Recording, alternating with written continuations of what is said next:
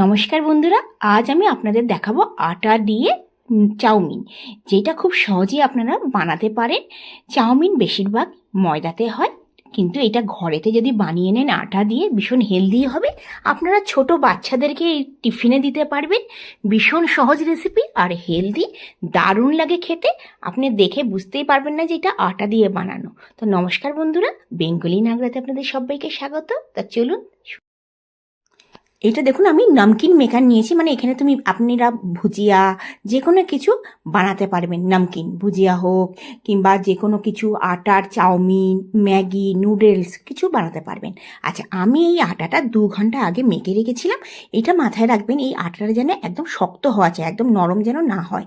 আর আমি আটার মধ্যে কিন্তু নুন দিইনি। নুন দিলে অনেক সময় কি হয়, যখন জলেতে দেবেন তখন গলে যেতে পারে। আটাটা একটু শক্ত মাখবেন আর নুন দেবেন না।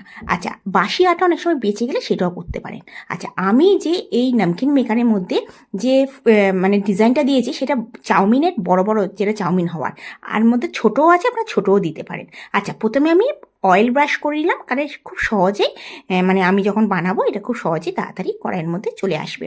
অবশ্যই অয়েল ব্রাশ করে নেবেন, আর যতটুকু আটা আছে আমি সবগুলো ভরে দেবো।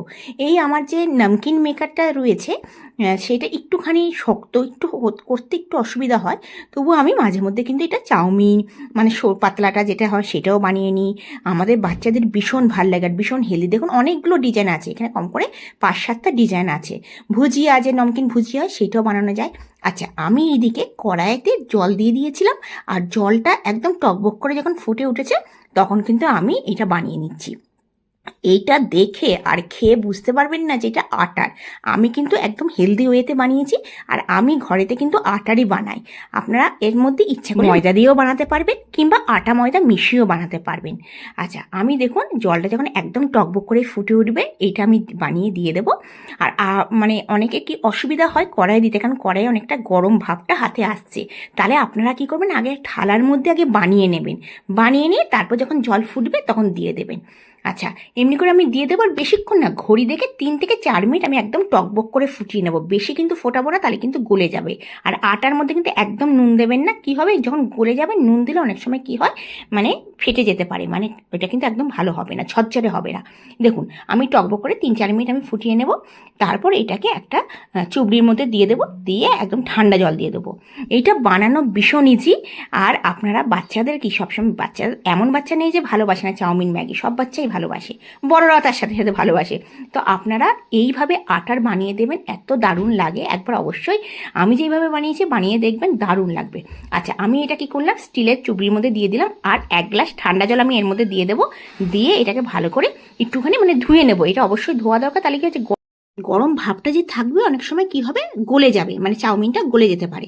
আচ্ছা, আমি এটাকে ভালো করে ধুয়ে নিলাম, আর একটুখানি ফ্যানের নিচে মানে করে দেবো, রেখে দেবো যাতে এটা শুকিয়ে যায়। আর পারলে ওর মধ্যে 2-3 চামচ রিফাইন অয়েল আপনারা দিয়ে দিতে পারেন। আচ্ছা, এদিকে আমি ওদিকে ফ্যানের নিচে আমি রেখে দিয়েছি। এদিকে আমি ফ্রাই প্যান নিয়ে নিয়েছি, রিফাইন অয়েল দিয়ে দিয়েছি 4 চামচ।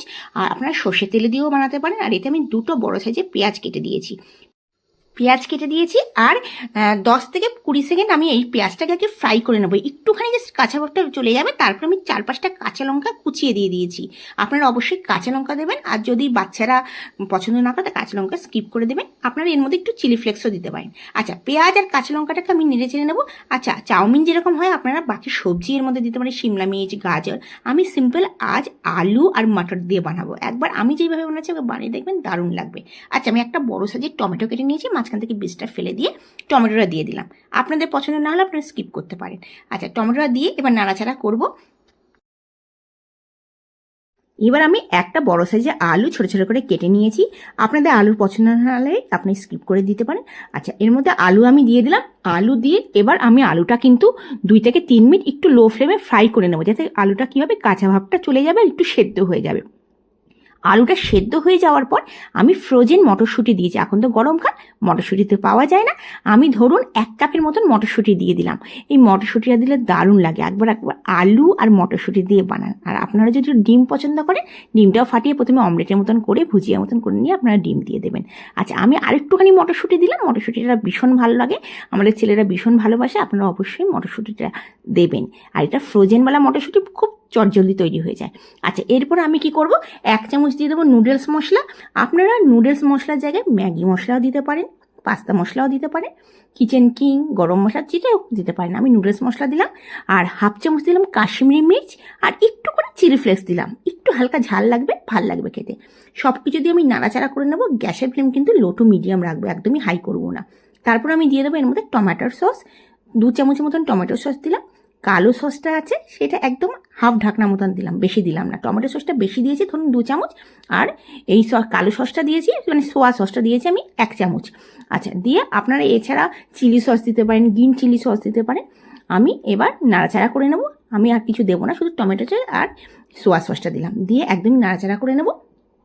এই প্রসেসে বানিয়ে দেখবেন, দারুণ লাগবে, একবার অবশ্যই বানিয়ে দেখুন। আচ্ছা, এবার আমি কি করব, মানে পুরো আলুটা হয়ে গেছে আর মটরশুঁটিটা হয়ে গেছে, ফ্রোজেন মটরশুঁটি খুব তাড়াতাড়ি হয়ে যায়। আচ্ছা, এবার আমি কি করব, এই আটা নুডলসটা আমি দিয়ে দেবো। আটা নুডলসটা আমি কি করেছিলাম, পাখার নিচের থালার মধ্যে রেখে দিয়েছিলাম।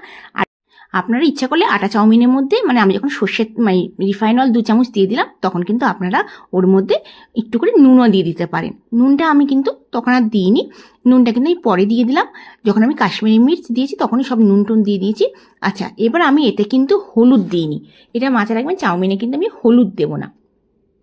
এবার দেখুন, একদম লো টু মিডিয়াম ফ্লেমে 5 থেকে 7 মিনিট আমি একদম নাড়াচাড়া করে নেব। দেখুন কি দারুণ লাগছে দেখতে, মানে দেখেই খেতে ইচ্ছে হচ্ছে। একবার অবশ্যই বানিয়ে দেখুন, কেউ বলবে না যে এটা আপনার ঘরেতে বানানো। হ্যাঁ, কিন্তু ব্যাস আটাটা যখন মাখবে একটুখানি বুঝে মাখতে হবে, নুন দেবেন না, শক্ত মাখবেন, এই দুটো। নালে কিন্তু জলে যখনই দেবেন তখন কিন্তু গলে যেতে পারে, ভেঙে যেতে পারে, এই ঝরঝরেটা হবে না। আর তুলে নিয়ে ভালো করে ধুয়ে ওইটাকে একটা চুবড়ির মধ্যে রেখে তার মধ্যে রিফাইন অয়েল দিয়ে দেবেন আর নুন দিয়ে দেবেন, একদম ঝরঝরে হবে। দেখুন কি দারুণ, আপনারা বলতেই পারবেন না যেটা আমরা আটার বানিয়েছি, এত অসাধারণ। একবার অবশ্যই বানিয়ে দেখবেন, ভীষণ হেলদি, আর বাচ্চারা তো ভীষণ পছন্দ করবে। আপনারা ঘরেতে বানান, বানিয়ে বাচ্চাদেরকে খাওয়ান, নিজেরাও খাওয়ান। আর কোনো সবজি যদি আপনাদের পছন্দ হয় অবশ্যই শিমলা মির্চ দিতে পারেন, শিমলা মির্চ দারুণ লাগবে। আর আমি আলু আর মটর দিয়েছি, আপনারা আলু মটর ডিমও দিতে পারেন, খুব ভালো লাগবে। আপনাদের আজকে আটা নুডলসের রেসিপিটা কেমন লাগলো আমাকে অবশ্যই জানাবেন। যদি ভালো লাগে থাকে অবশ্যই লাইক করবেন। আর যদি আমার চ্যানেলটিকে আপনারা পর্যন্ত সাবস্ক্রাইব না করে থাকেন, সাবস্ক্রাইব করার অনুরোধ রইল। আপনারা আমাকে সুন্দর সুন্দর কমেন্টস করছেন, যার জন্য ধন্যবাদ। আর যারা আমার চ্যানেলটিকে সাবস্ক্রাইব করে আমার পাশে আছে তাদেরকে অসংখ্য ধন্যবাদ যে আমার পাশে থাকার জন্য। দেখুন, আমি খুব ঝরঝরে একদম অল্প জিনিস দিয়ে, ঘরে থাকা জিনিস দিয়ে আমি একদম সিম্পল এই চাউমিন বানিয়ে দিয়েছি। খেতে কিন্তু অসাধারণ লেগেছে। আমি যেই প্রসেসে বানাচ্ছি এই প্রসেসে বানিয়ে দেখুন, আপনাদের ভীষণ ভালো লাগবে। অবশ্যই ঘরে বানিয়ে আমাকে কমেন্টসে জানাবেন। আমার চ্যানেলটিকে যদি সাবস্ক্রাইব না করে থাকেন অবশ্যই সাবস্ক্রাইব করার অনুরোধ রইল। বেল আইকন আছে সেটা ক্লিক করে দেবেন, সবার আগে আপনাদের কাছে নোটিফিকেশান চলে আসবেন। আপনাদের রেসিপিটা কেমন লাগছে অবশ্যই জানাবেন। আর আমার রেসিপিটা কোথা থেকে দেখছেন আমাকে জানালে ভীষণ ভালো লাগবে। আমি তো আগ্রায় থাকি, আগ্রা থেকে আপনাদের জন্য রেসিপি বানাচ্ছি।